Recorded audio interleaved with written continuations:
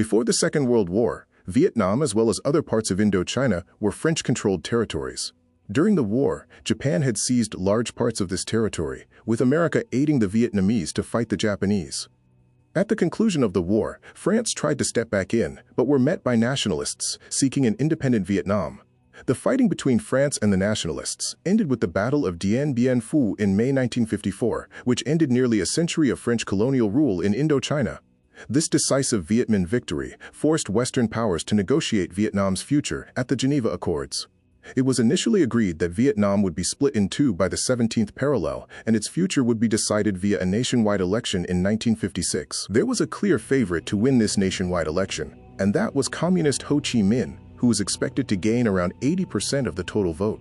The U.S. therefore rejected the Geneva Accords due to fear of a communist victory. At this time, the United States of America were firmly upholding their policy of containment in Europe, stopping the spread of communism, and were planning to do the same in Asia. The policy was driven by the domino theory, which stated that if Vietnam fell, all of Southeast Asia would follow. The U.S. chose to support South Vietnam and its anti-communist leader, Ngo Dinh Diem, sending money and advisors to support his government, despite his unpopularity among his own people in the South. Diem's government was characterized by widespread corruption, benefiting Catholic landowners and family members while oppressing peasants and Buddhists. His unpopularity undermined U.S. containment goals, as he would not listen to U.S. advice and created more and more enemies for himself. These enemies came in the form of a number of opposition groups that were collectively known as the Viet Cong.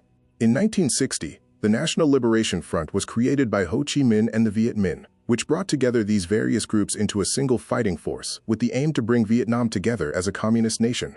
The Viet Cong were the South Vietnamese communists, trained in guerrilla warfare, and were supported by the north of Vietnam and by extension both the USSR and China.